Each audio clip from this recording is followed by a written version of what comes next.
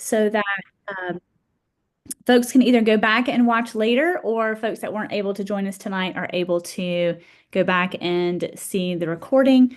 In addition, we will also share the slides that we will be presenting to you tonight. And overall, we're glad you're here. We actually started the State of the School address really during, actually right before COVID. We realized it was a great time of the year and in the spring to come together and celebrate what we had accomplished that school year, and then also join with our families to have a look ahead at the next school year. So we're really glad that you're here, and we will get started. So for this evening, we'll start with a few introductions, a couple of slides looking at some housekeeping reminders. Then we're going to take a look back to the 2024-2025 school year, and then a look ahead to the 25-26 school year. We'll also have a Q&A time at the end of our presentation, and then have a closing for you. So a few housekeeping pieces. Through the Zoom webinar, all participants are muted and without video capability. So you don't have to worry about accidentally coming off mute or accidentally coming off video. You are in good shape. We do ask that you use the Q&A feature on the bottom of your screen to ask questions. We will be monitoring that Q&A panel throughout the presentation. We will answer the questions either through the Q&A platform or live at the end of the session. So as we're receiving and looking through the questions, if we realize that some are actually really good for the whole group to hear the response to, or maybe the response is a little bit more lengthy, then we will answer those live. In other cases, if the question is very specific to one child or one situation, then we'll just reach out to those family members individually and answer those at a different time.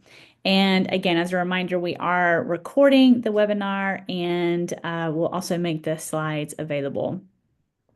So if you look at the bottom of your screen, you should see a Q&A icon like this. Once you click on it, you will be able to type in your question and send it. And you'll see the response again from one of the panelists tonight, or we'll respond back and say, hey, we'll actually contact you directly to answer this question fully. Or we may, again, wait till the end of the webinar to share it live. So before we jump in to hear from our great board chair, Robin Reese, I do want to do a couple of other introductions. I think I'd probably know all of you, or at least most of you. My name is Catherine Kelbaugh, and I am the very proud founding principal of the Museum School and now the executive director.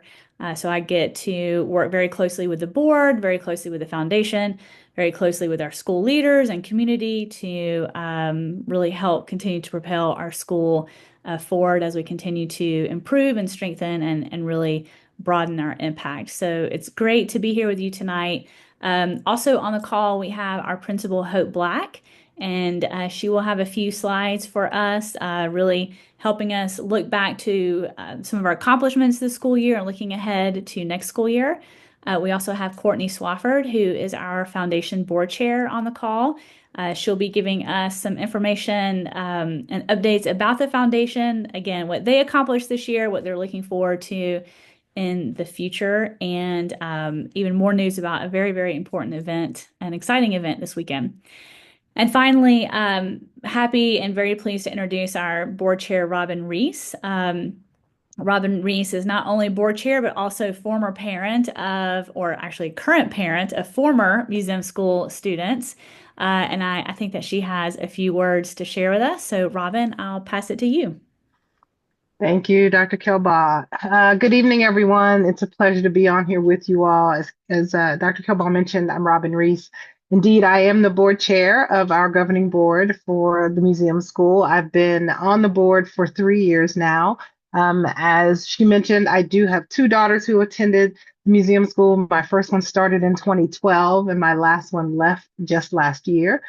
So we've experienced all of the wonderful grades and stages and that the museum school has, which is one of the reasons why I wanted to join the board in the first place. After having been a parent through elementary school, was ready, I think, through middle school to then jump in with my last child, because I really felt like the school had been so good to our family, and we wanted to be able to give back.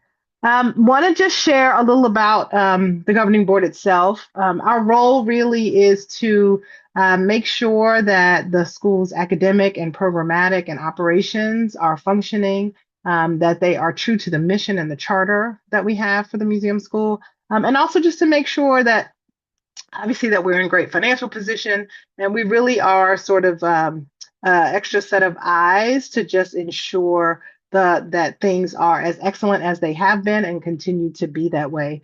Our board, we tend to have anywhere from, I think it's 10 to 15 board members. All of the board members are volunteers. We all volunteer our time. The board meets once a month on the third Tuesday of the month at 7 p.m. in the media center. And anyone, they are open meetings. Anyone who is a member of the school, a parent of the school, a caregiver to someone of the school, even interested community members who just want to understand sort of what the school is doing and how we're doing it. Anyone is welcome to come to those meetings. And we do also offer virtual. So if you're interested and can't make it to the school, you can always email to get the Zoom link to join us. We have several committees on the board that work on different functions. We have a facilities committee. We have a communications committee. We have a finance committee. If you have specific interests in any area and you want to volunteer just to help the board, we're always welcoming of that. If you're a graphic designer and you're like, I'd love to help you with some of that, please, by all means, reach out to us. But just wanted to just give you a general overview of sort of who the board is and what we do. We're certainly, all of our email addresses and ways to contact us are on the museum school website. If you have questions about the board, if you're interested in joining the board, you can always reach out to us. We generally only do intake twice a year, but we don't necessarily do it every time. And so volunteers are welcome, but doesn't necessarily mean, obviously, that you can volunteer without wanting to be a board member too. So I just want to make that clear for folks as well. I think that's it. Again, we do have a section on the website on the museum school if you want to learn a little bit more, find out when our committees meet. And then absolutely, if you have questions, please, by all means, reach out to us. Thank you. Excellent. Thanks so much, Robin. Okay, and we'll kick off the agenda with taking a look back. Principal Black is going to share some information with us around our current demographics, and some highlights and performance information. So Hope, I'll pass it to you. Thanks everybody for being here tonight. Glad we're able to share some of our highlights from the year, as well as some things that we're looking forward to next year. If you've been in schools long enough to know that we are wrapping up a year, but we are also planning for the next year all at the same time. So it's a really busy time right now. So just to kind of give you a highlight of our demographics for this year, you can look at our varying demographic groups on the current slide. We are very similar to the demographics we've had last year. We anticipate being similar this upcoming year. We are now predominantly minority in terms of our demographics of our school population. We're seeing an increase in our Black and brown students, as well as our Hispanic is holding strong, and probably will continue to grow a little bit in the next year or so. Okay. In terms of services that we are offering to our students, we are around 36% free and reduced lunch. And if you're familiar with Title I funding, once we hit around 40%, we'll be able to apply for Title I funds. We don't anticipate hitting that for next year, but in the next few years, we do anticipate being in that vicinity in terms of percentages. Our exceptional student education, which is our special education population, is continuing to grow. 15% of our students are now being served in our ESE by our ESE services. Our early intervention services, which are those services provided to elementary that need just a little bit of a boost in reading and math, we're currently at 8%. Our middle school students who need that similar boost, who may not be at grade level but are near it in our remedial education program is about 7%. We continue to grow our gifted services. 28% of our student population right now is being served by our gifted team. And we are adding numbers onto that at each opportunity that we have to evaluate students. 504 plans are students who need, based on additional needs outside of the special education that may be physical in nature. 14% of our kids are receiving those, or I should say medical in nature, are receiving additional supports from our staff. And then students who may need additional academic or behavior supports are being, 17% of our students are being served in our MTSS, our multi-tiered support services. And then our English language population is 1%. We had a little bit of dip from last year of 3% with some of our eighth graders that went on to high school. We anticipate getting in some new English language learners next year. So that number will probably be similar or maybe another percentage point as we look forward. A lot of highlights I want to share with you guys. We always want to celebrate the things that are amazing things that are happening in our school, and that's contributions from our staff, contributions from our students, contributions from our community and family. So these are certainly not all, but a few things that I wanted to bring to light today. At the beginning of the year, we were celebrated by the Georgia DOE for our growth and our achievement in our math. Particularly in third and fifth grade. When you walk into the lobby, you're able to see those banners there, as well as our literacy leader banner that we were awarded last year and continue to look to add on to. We This year we started piloting what we call SRSD, which is our self-regulated strategy development. And it's an approach to writing. We recognize that writing is an area we want to grow for our students. We've been working on math. We've been working on reading. Our students can really talk well and explain things. So now we want to develop the writing. So we're piloting an approach that is more strategic in nature of how we write as a school. And so we started that this year. We focused our learning communities, our professional development for teachers that happen once a month around writing, as well as around math scores. How do students talk about numbers? Not just memorization of multiplication facts, but really how, when they see two numbers together, what goes through their mind? What do they think about them? So we're really focusing on that this year. We implemented the MAP fluency for dyslexia screening. That this year was a requirement of the state to screen students in K through third for potential dyslexia attributes. So we implemented that this year, and we're able to identify some of our population that could be served with some additional supports. We continued our work with the Georgia Numeracy Project that is offered by the state of Georgia, just really with how are students thinking about numbers.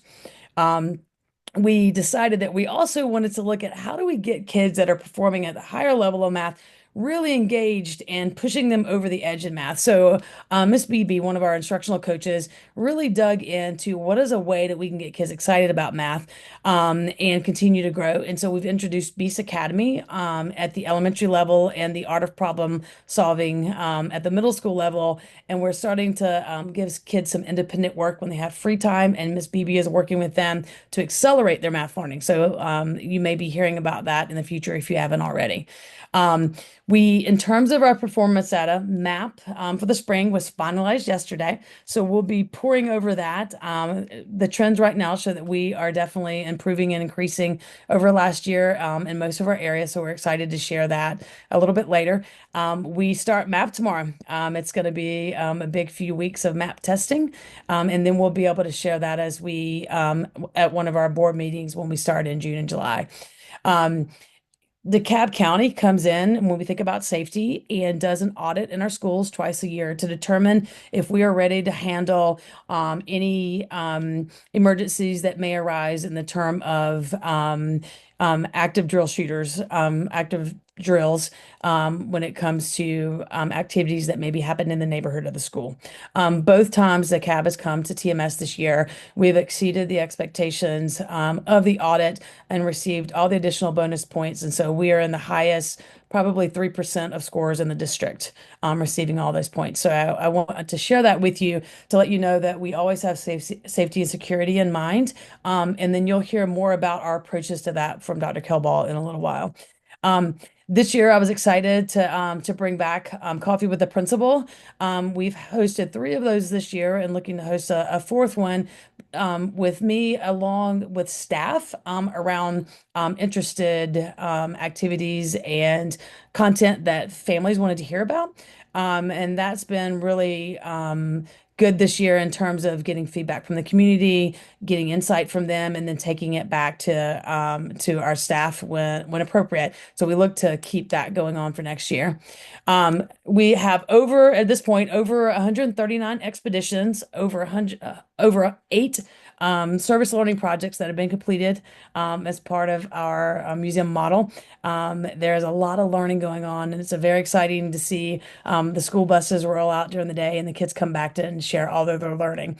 Um, we also started our after school program this year. For many of you that may be joining the call that did not realize this, we previously had a third party vendor who decided to go out of this business, and we took on that after school program this year. We are definitely still working on squeaky wheels and what the approaches look like, but so far we are excited of the future of that program and continuing to offer those services to our families. Um, we also host throughout the year multiple schools that come through and want to see our approach, want to see what the museum model looks like, want to see what our classrooms look like, how our students are learning. We've had over 6 schools visit this year, and they typically will come in for a few hours. They will talk with panels of teachers. They will talk with students. They will visit classrooms. They will talk to our instructional coaches. So we really are excited about sharing what we do here with others, and others are excited about coming to see that and take it back to their buildings. For the first time ever, we had our first TMS art show highlighting the work of our seventh and eighth graders who have been working in art all year long. That was this last weekend at the Arts Alliance in Avondale. It was an amazing time to see the work on display like a true artist show would look like. So we hope to continue that as we move forward as well. Athletics, we added 2 new sports this year, cheerleading and flag football. We look to increase those numbers for those particular groups next year, and probably will have 2 cheerleading squads as well as 2 flag football teams. A majority of our athletic teams were competitive and made the playoffs this year. We are part of the MAC conference where a lot of charter schools come and play together. It allows us to be competitive, and we do have a little traveling to do sometimes, but it does allow us to be competitive and compete against similar schools. Most of our coaches, I'm happy to say, are actually now staff members in the building, which we know contributes to additional success for our students. And they have another touch point in the building throughout the day. And we're going to continue to push any new sports that we add as having someone in the building be that coach for that sport.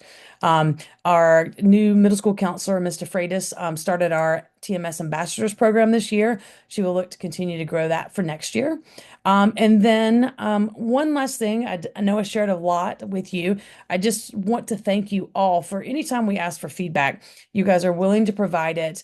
You give us your raw thoughts, your experience with us, and what you think may make the school better. And so we always appreciate that. And recently, we asked you for end of the year awards feedback. We have been pressed for time with spring break being pushed back, with milestones starting later. And as you guys know, May is a mad dash. So we sought feedback about the end of the year awards that tend to happen in grade levels and your input around that. Dr. Kelbaugh, Ms. Gleason, and I are going to look at that in the next few days and make a decision around that. We definitely want to celebrate our students. We want to figure out the best way to do that, as well as honor your time and make sure that the awards banquets or the awards ceremonies are meaningful. And so this is also part of a bigger picture of how do we celebrate our students moving forward not just in this moment at the end of the year, not just exhibit night, but all year long. So this is will be part of a bigger conversation, but wanted to share. We'll share out the results of end of the year celebrations. I'm sorry, end of the year awards within the next several days by next week. Um, One big news and update we wanted to share. If you've been here, you know that we have used MAP testing as our assessment platform, and we give that assessment 3 times a year. We get data from it. We inform our instruction from it. We also use the MAP dyslexia screener this year. We recently found out that the MAP dyslexia screener is not approved by the state of Georgia. So it started to make us ask some questions of what are we going to use moving forward? What do we like about MAP, and what will be our dyslexia approach? And in looking at those elements, we decided that we are going to make a switch from MAP assessment testing to STAR. STAR is a Renaissance platform that is used with over 8 million 8 million users that are take part in the assessment. So we have a base to work with, which is larger than MAP. It actually has 20-minute assessments where MAP can take up to 30 minutes at the lower grade of kindergarten, up to an hour and 15 or longer if needed at the upper levels. So we would be switching from that extended instructional time being used for MAP to much shorter bursts for STAR. The other component of it is it has the dyslexia screener built into it. It is also, STAR is also approved as a Georgia Department of Education gifted assessment. So that will be something that we'd be able to use as an additional opportunity to assess for gifted eligibility. It is nationally normed just like MAP is. So there's that component is still there. One of the cool things about it is that the results that we get are strategically aligned to specifically Georgia standards. So when we get feedback about kids, the results will be tailored to connect to Georgia standards. So we'll be able to be more succinct in how we provide enrichment and acceleration for our students.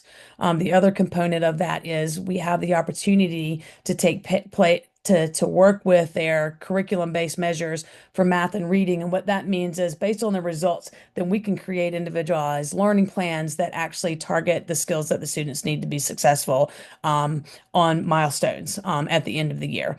So we're going to be sharing a lot more information about this and what it looks like. There are reports that will be shared, sample reports that show how much more friendly it is for not only families, but our staff and our internal folks to use too. We're excited about it. It's going to be some changes, but we do believe in the long run it'll be beneficial for our students and our staff and families.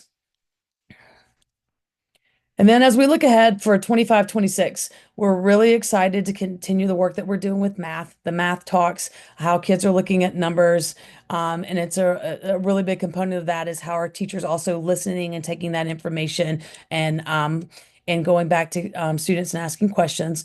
We are going to implement our writing pilot that we started this year school-wide and really looking at an approach that is consistent across all grade levels. So you'll be seeing common language coming in from not only your ELA classes and your reading and language arts classes, you will also be seeing that language being used in science and social studies from an interdisciplinary approach. We're going to focus on grade level collaboration and professional learning communities and what do our time together look like when teachers are planning and staff is planning. So we're going to really focus on that this year to look at student data to inform the instructional decisions that we're making. I mentioned that we're moving from MAP to STAR. We also have new ELA standards that are going to be implemented next year. So you'll be seeing more of that in students' quarterly reports. You'll be hearing about it from your teachers, and our instructional coaches have been working to go ahead and have staff members go to training that's occurring. We will be rolling out professional learning to make sure our staff is also ready for next school year.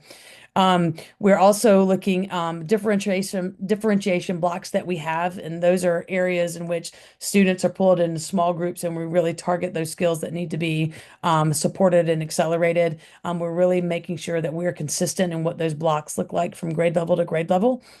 We also are looking to create more after school club and activities, not just in middle school, but elementary levels. So that gives parents and students another opportunity after school to get support and things that they're interested in, as well as things that our staff is interested in offering. We are also refocusing and looking at how are we going to develop and grow athletic programs. We are getting more and more students involved, and we have more and more parents who want to help build up the program. So you guys will be part of a focus on what does that look like. We'll certainly be seeking feedback, but more to come on that. Um, we have a lot of strong partnerships with our community partners that help with our expeditions and our unit planning and things when they come in and work with classes and students. We're looking to continue to develop those and build those relationships, but we're also looking for new partnerships. So we'll be reaching out and perhaps asking if anyone in the community has relationships with partnerships that perhaps we have yet to touch that might connect to our science and social studies learning. Um, Two last things. We're really looking at what our middle school program looks like in sixth through eighth grade. Being in the building K through eight, it can be tricky making sure that our K through five is looking a little bit different than our six through eight, and also that we want to make sure that our sixth through eighth grades are really preparing our students for ninth grade. So our middle school staff this summer is really going to be looking at our processes, our procedures, what our goals are, what we want ultimately our middle school to look like, and want our students to experience. We will also be seeking feedback from those of you that have had middle school students, what your experience has been like. What do you think that needs to be considered that perhaps has not been strong enough? So as always, we always want to hear voices. So that will be something that will be coming out for you guys as well. Um, this was brought up in several newsletters ago, but I wanted to remind everyone for the 26-27 calendar school year, not next year, but the following year, because DeKalb has now implemented a full week of fall break. Our school calendar, which has traditionally aligned to the fall break of Decatur, we will be shifting in the 26-27 school year to match the fall break of DeKalb as long as they implement the full week. I tell you guys that now because I know that we're planning ahead. Many of you are planning a year ahead. So for the 26-27 school year, as long as DeKalb implements a full week in the fall for fall break, we will also have that same week as a fall break for us.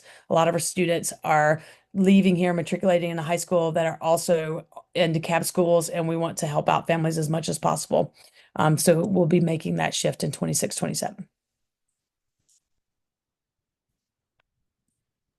All right. Thank you so much, Hope. We appreciate it. And just a reminder, everyone will get a copy of the presentation. I know that was a lot of really great information, so you'll be able to look back. And as always, if you have any questions, definitely let us know. Um, the next few slides will still be kind of looking back to this school year. We'll touch a little bit on finance, litigation, and then some foundation updates. So obviously, as a charter school, one of the most important roles that we have is being good stewards of our money, and making sure that we are not only being good stewards, but we also have really strong financial responsibility and financial, policies and procedures in place. So here's just a quick snapshot of our finances. So looking at our 2024-2025 revenue. You see that our total revenue this school year was 11.3 million. 94% of that was from QBE funding. So QBE funding is the funding that we get really from the state combined with the local that we're paid based on the students that we're serving. So the 94% again is coming from the funds that we're getting for serving our students, and then the other 6% is coming from grant monies and other private donors and foundations, et cetera. Looking at our 2024-2025 expenses, our total operating expenses were about 11 million. And I'm very proud to share with you that 93% of our expenses are directly related to classroom instruction. And that's something that we are very proud of. Unfortunately, that's not something that you see in every school. And we really are very deliberate and strategic and intentional about the budget to make sure that as much of that money as possible is going directly into classroom instruction to support our students. I'll also add that as a charter school, one of the expectations is that we have an independent audit each year. So typically in August, we'll start the audit process. And I'm proud to announce that once again, so for 15 years now, or I guess I should say 14 years now, we've had an unqualified audit. A huge thanks to obviously Principal Black for doing such a great job managing the audit, as well as our business manager, Tish Craig, and then our finance committee, and of course, board for providing oversight. So, very pleased with our financial snapshot. Shifting to some litigation updates. If you were part of the State of the School address last year, you'll recognize that this slide looks very, very similar because unfortunately, we have not had much movement when it comes to litigation. But in case you are new or newer to the museum school community, just want to make sure that you are aware of these updates. I won't read every word. Again, you'll have the opportunity to take a look at this. But back in August of 2020, seven of the DeKalb County School District's so seven of the eight startup charter schools filed a suit against the district for underfunding the schools. And you'll see in the bullet points here that obviously this started at the Fulton County Superior Court. Just so you know, Fulton County is the venue as part of the DOE. The DOE's venue is Fulton County, which is why this took place in Fulton County and not DeKalb County. So this started at Fulton County Superior Court. We received a summary judgment ruling in favor of all but one of our claims. DeKalb appealed that and went to the Georgia Court of Appeals. The Georgia Court of Appeals affirmed the original court's opinion. DeKalb appealed that and went to the Georgia Supreme Court, and the Georgia Supreme Court had the option to review and hear the concern from DeKalb County Schools.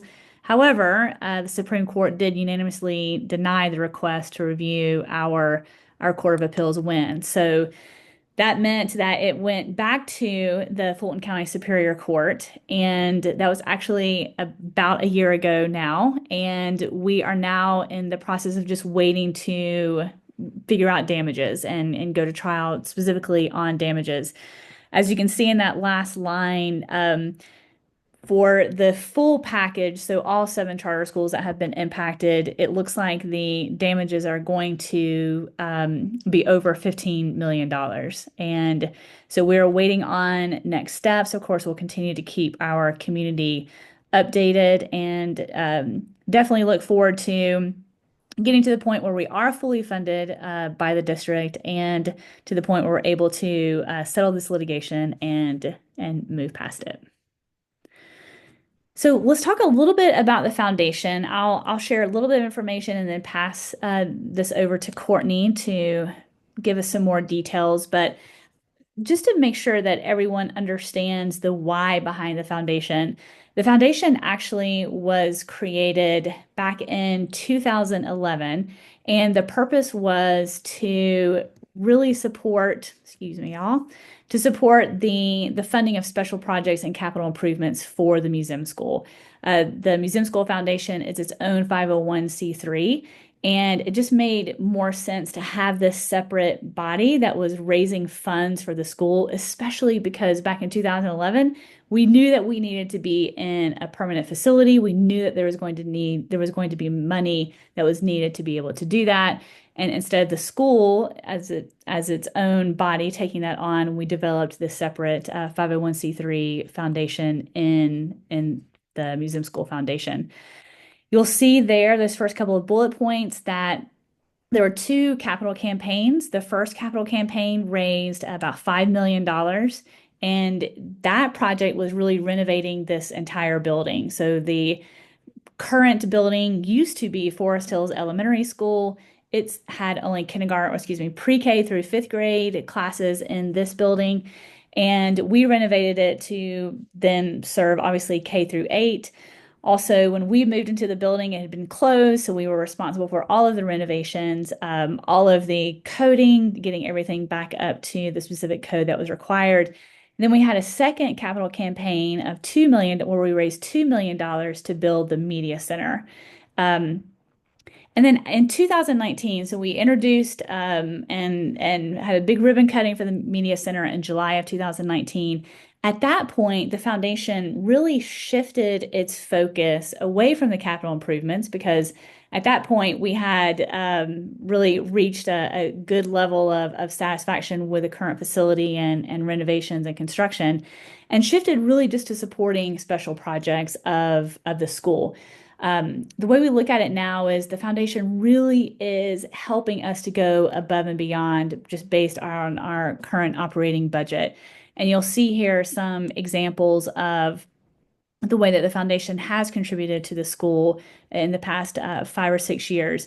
So a big portion of that definitely has gone to facilities upgrades, and you see some examples there of playground equipment, basketball court renovation, theater lighting and audio upgrades for the cafetorium, $70,000 towards roof repair, outdoor classroom, which we're so excited to be able to unveil on Friday afternoon. A portion goes to teacher mini grants, where teachers are able to apply for mini grants to support some of the work in their classrooms, plus a big grant that the foundation has received over the past few years really has helped to support some of our EDI, so our equity, diversity, and inclusion initiatives, including Aaron's Closet, professional development. And then another portion that the foundation has supported is really to help the National Association of Museum Schools launch itself to really build a nationwide organization based out of the museum school, but designed to support museum schools and these strategies across the country. So that's a little bit of the why behind the foundation, and I'll pass it over to Courtney to talk to us a little bit about the foundation in general. Yes, thank you, Dr. Kelbaugh, and thank you all for joining tonight. As Dr. Kelbaugh said, we do serve, we exist to truly serve the museum school and fundraising for things that are above and beyond those operational funds. So likely you get emails from us and your children or students come home with flyers in their backpacks asking for you to participate in things. So just in advance, thank you for always participating and getting your families and your students involved. On the slide here, you can see all the board members. I am the chair. Tristan is our secretary. Dave Gumbus is our treasurer. Lauren is our donor stewardship. She is also PTO president, so Lauren does many roles. Michelle Ribison is our development chair. Laura is communications. And Tina Younger, we haven't let her leave the board yet. She has been involved for years and years and years, and she is just our, I would say, board member advisor. She is the giver of all things. She's amazing. We are always looking for volunteers. So if you know any of those folks on the screen, or you're welcome to email me if you ever want to get involved with the foundation. So it's always helpful, we feel, to come back to you all as our donors to share what have we been able to do with your money this year specifically. We have transferred over $216,000 to either the museum school or the PTO. And I'll talk about the PTO in just a moment and how we work collaboratively with the PTO. But that's something that we're really proud of. And that's even before any money that we raise this coming weekend. So as Dr. Kelbaugh already shared, over $8,000 in teacher mini grants. So that can be anything from a teacher coming and saying, we need some new seating arrangements for our classroom because our students want to sit on stools or have some comfy, cozy chairs. We have funded some exhibit shelving for exhibit nights. So just a couple examples of things when teachers ask us that we're able to fund. We were delighted to provide the museum school with $50,000 to get started with the crew program this year. You see that we raised over $45,000 during Boosterthon in the fall. So I apologize in advance for all the plastic stuff or junk that the kids come home in terms of prizes, but it works, and we raise a lot of money through that Boosterthon activity. And as Dr. Kelbaugh said, we're really excited to unveil the outdoor classroom, and we've already gotten a lot of great feedback from teachers and students about how they're able to utilize that space. 50,000 we already mentioned towards our EDI initiatives. And like I said, at the end of the weekend, we'll know more about what we're about to fund. I know Dr. Kelbaugh and I are being vague, but we are going to have a Fund the Need on Saturday night at our event, and it's going to be really exciting. So we'll be able to share more about that. Quickly below the line, you see the museum school PTO. And so that we are only asking you all for money through one channel, which is the foundation. We fully fund the PTO. So you can see that we have given the PTO $16,000 this year towards their general budget. And thanks to you all, we raised over $22,000 for staff appreciation. And so during the holidays and then at the end of the year, every staff member will get a $100 gift card, and there's lots of other incredible things that are planned. So again, just wanted to circle back and say thank you all for all your generous donations. And just one more slide to clarify our relationship with PTO. Again, we fund the PTO, so they don't have to do any fundraising. But what their role is really to build community throughout our school. And so they host lots of events throughout the year, some including the Fall Fest, the Smalls and Tall Dance, the Hispanic Heritage Celebration, the Black History Month Block Party, all these great events that we really put on to help ensure that we have a strong community at the museum school.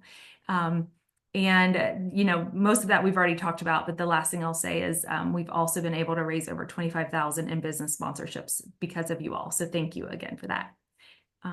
So real fast, one more plug. I know you've seen it a lot already. Hopefully you have, but this weekend we are celebrating the museum school's 15th birthday. Last week I went through the classrooms and gave the flyers to the students, and they got really excited about cupcakes on Friday night. So sorry if your kids came home or your students came home excited about that. So hope to see you there. Just as a reminder, Friday night is family friendly. It's free. We're going to have a movie screening, and we've invited alumni students to come back to have a basketball game with the staff.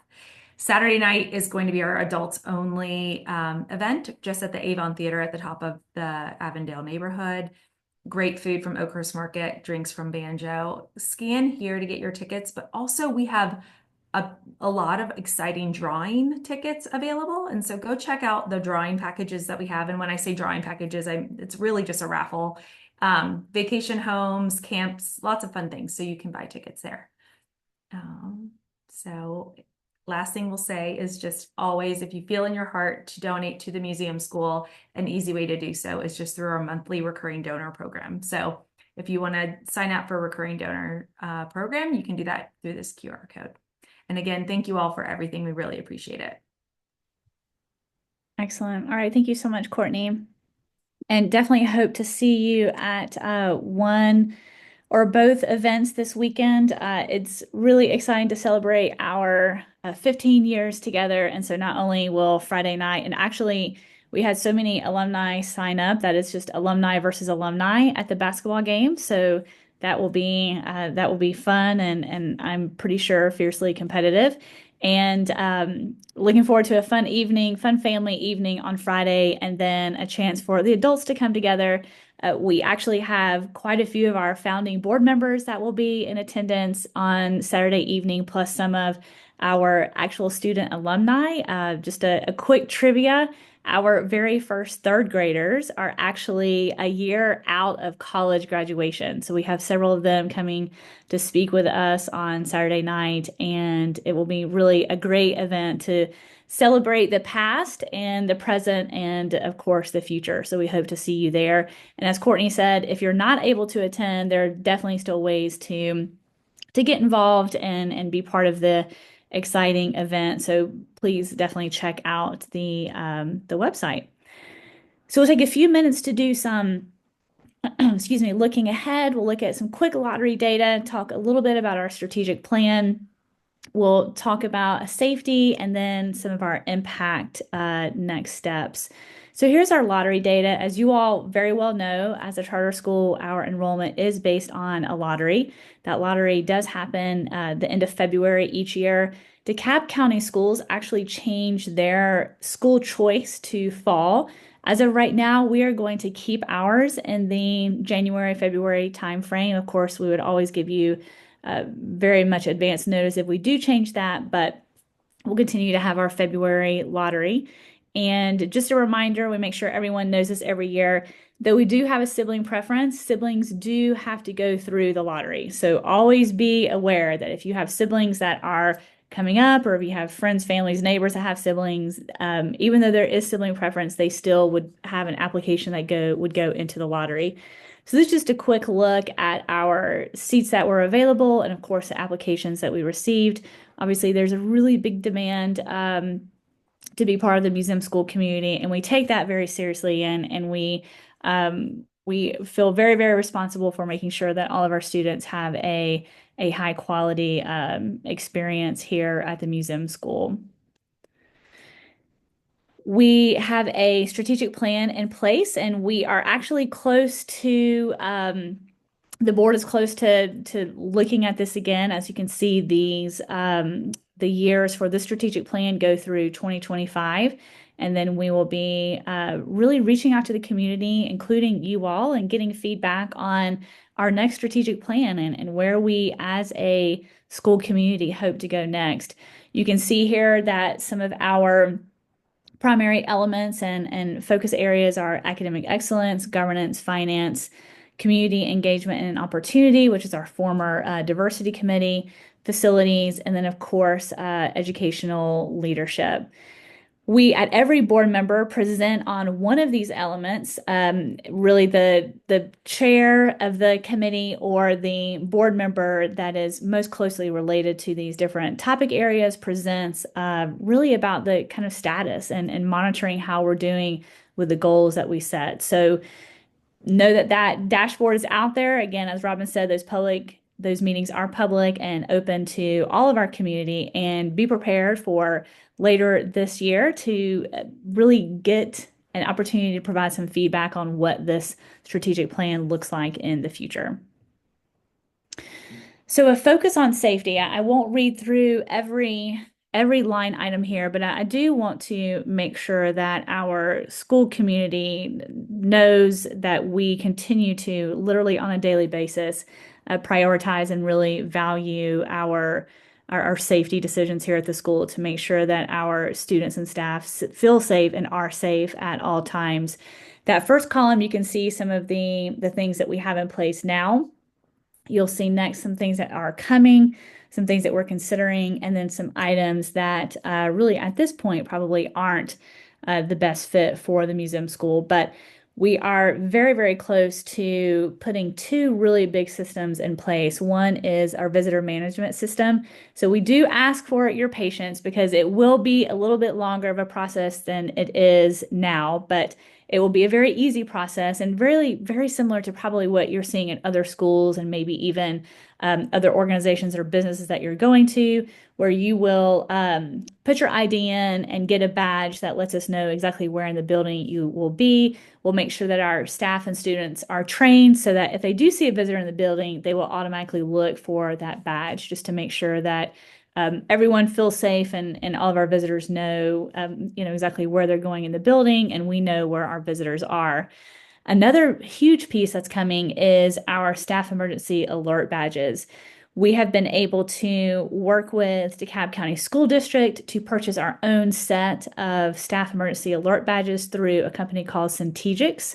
So every one of our staff members will wear this badge on a lanyard, and it really serves two purposes. So there's one kind of an internal daily purpose. If they press the badge a certain number of times, then it notifies administration. So this may be an emergency, but not the level of a lockdown or a school-wide campus emergency.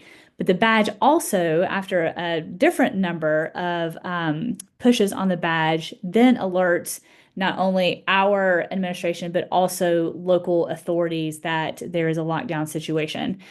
These badges they've actually been used at other schools in similar situations with lockdowns and safety concerns and have made a huge difference in response time. Y'all, it is a very, very comprehensive program. So not only will the local authorities get the alerts, they will know exactly where the alert is coming from in the building. They'll know exactly where to go and While we are very, very hopeful that we would never have to use anything like this, I think it's going to bring a lot of comfort to our staff, and hopefully our families as well. So we'll make sure that you all have more information as needed. And you can see some other things that we're considering. So some smaller things like staff ID badges with pictures, but then also some bigger things, maybe like a perimeter fence or gate. Also considering a school resource officer. The Department of Education and working with the legislation has talked about funding those SROs, and so we're staying on top of that and considering that as well. But again, wanted to make sure that we communicate to you all the priority that safety still plays here at the museum school on a daily basis. The next thing that I want to share, obviously under the current guidance through the federal government, we are taking a look at some of our practices, policies, structures, and system related to diversity, equity, and inclusion. I do want to assure our school community that we do remain committed to creating a productive and enjoyable learning environment where all of our students, staff, and families feel a strong sense of belonging. So you'll see here, we've shared this at a recent board meeting where we've outlined some of the areas that we're looking at, not necessarily to make adjustments, just to make sure that we're in compliance with the federal guidance that has been given to us. So again, I do want to stress that at the core, we remain committed to making sure that all of our students and staff and community feel a strong sense of belongingness at the school. And we feel strongly that we can do that while also still being compliant with the federal government, and that again, we feel very confident that we can bring those two things together. And again, here are just some examples of some of the things that we're doing internally, working with the board to make sure that we are in line. So let's shift a little bit and talk about some of our impact beyond the museum school. You all have been very patient. We've given you a lot of information, and we thank you for hanging in there. But just very quickly, we are really very excited about one of the programs we have here called Museum in a Box, and that's that first logo. And if you've walked through the building before, you've seen the huge black trunks, and we received a grant actually now about 10 years ago to build our initial trunks. We use those internally and we rent those to other schools, and they're standards based, and they are full of artifacts and materials and supplies and books and props and costumes that are all based on social studies and science standards here in Georgia. We, again, rotate them internally, and then we pass them or we rent them out to other schools. And the goal there is to really share the museum model approach with schools across the state of Georgia. Another way that we are proud of our impact is through our work with the National Association of Museum Schools. There are about 50 museum schools across the country. This association brings the museum schools together, brings the museums together, actually brings traditional educators in as well to really define and highlight and celebrate and share these practices that really are the foundation of the museum model. So that's exhibit nights, learning expeditions, interdisciplinary learning, cross-curricular learning, and we're really proud to be able to host that association out of the Museum School of Avondale Estates.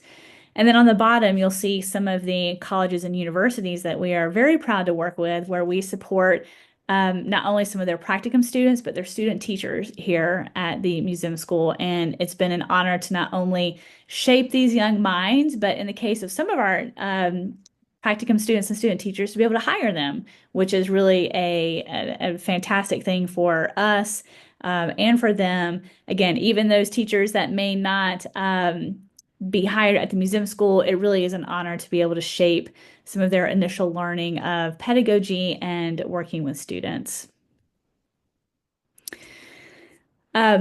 Really excited to have hosted Dr.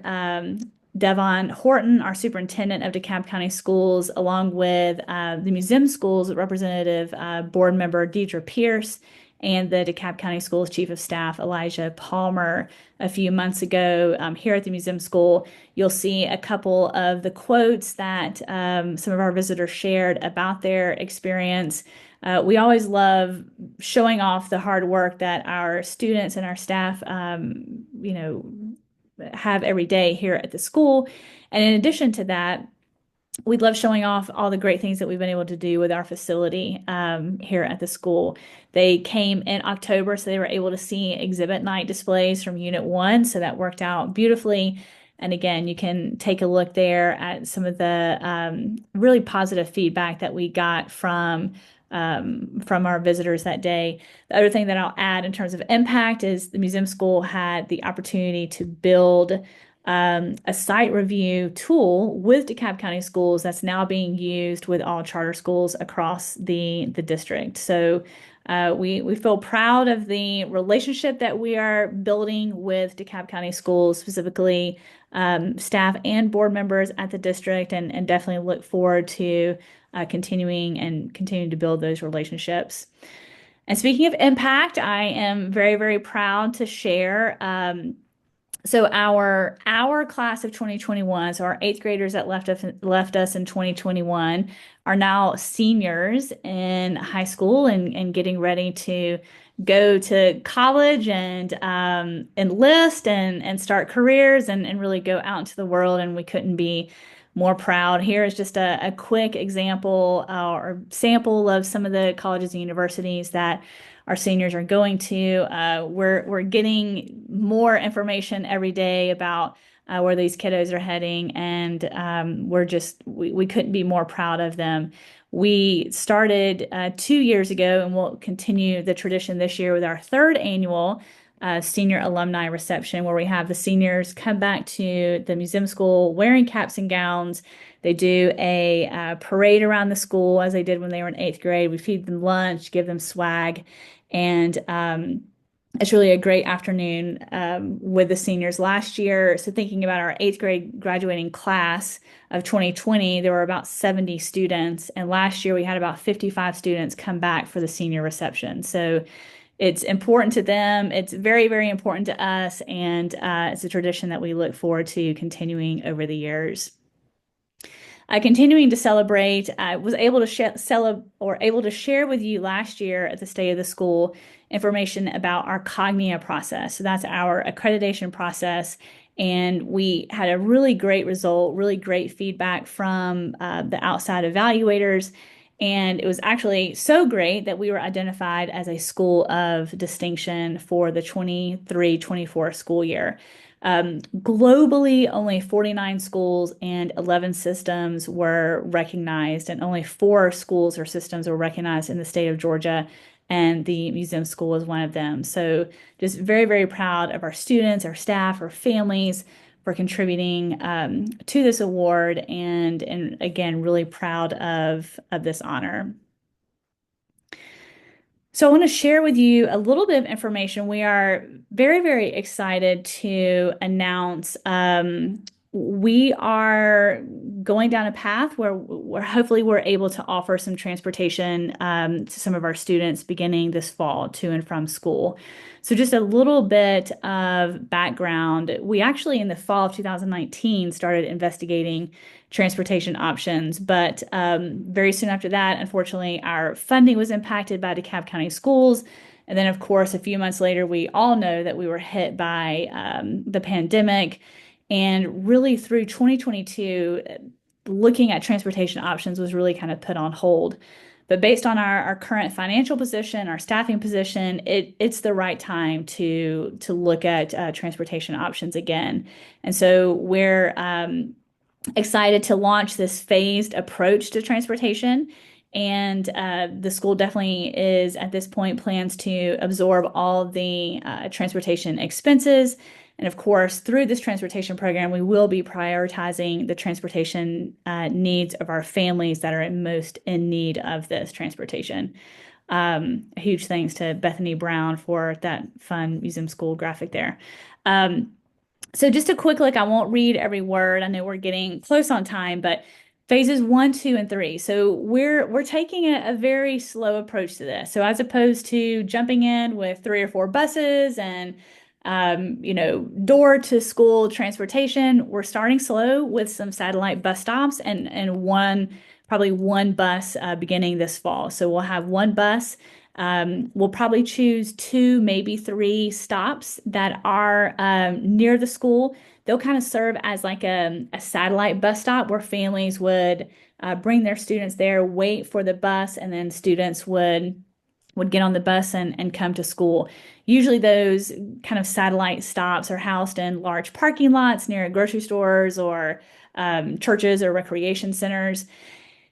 Again, you'll see details here. We're hoping to, after a couple of years in each phase, then move to purchasing our own bus and then move towards hiring our own bus drivers. But this year, we would really be outsourcing all of the expenses, working with a vendor and really us being able to concentrate on, are we going to the right stops? Are students safe?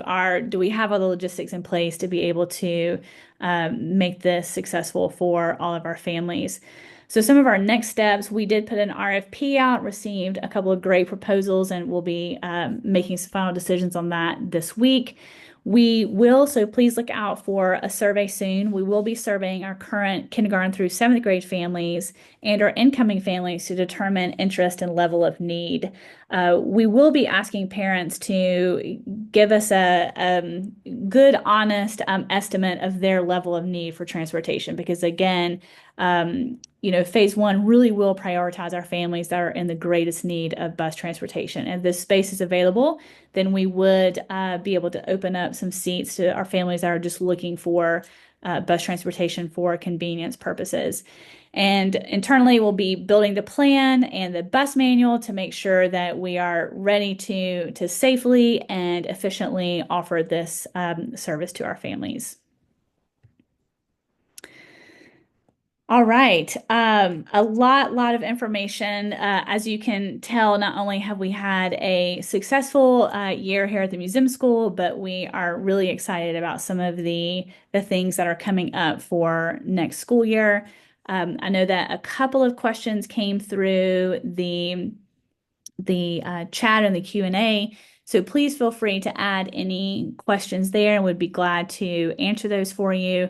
As always, thank you so much for your engagement, your trust, and your support. Really, all three of those are so critical to our school and so critical to your child's success and the success of really our full community. So a huge thank you. You'll see there the contact information for some of our school and board and foundation leaders.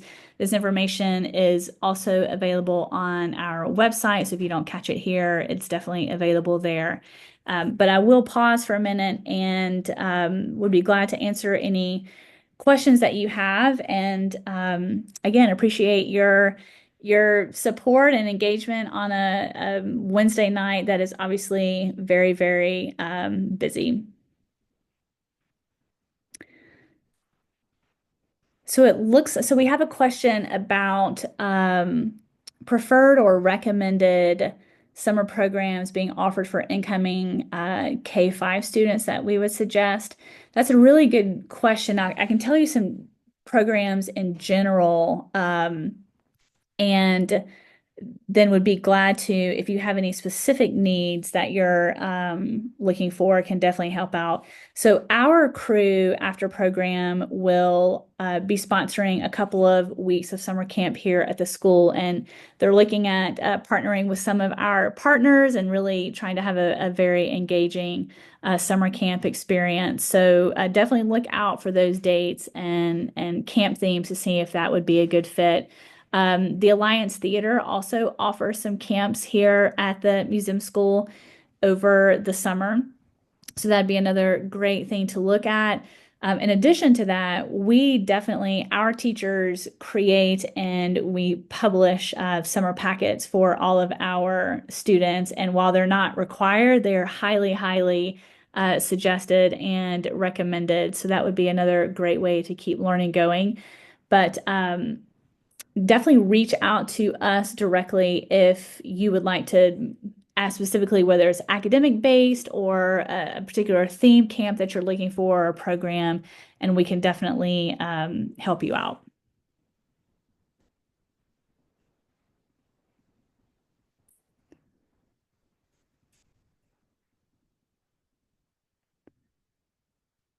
All right. Any other questions?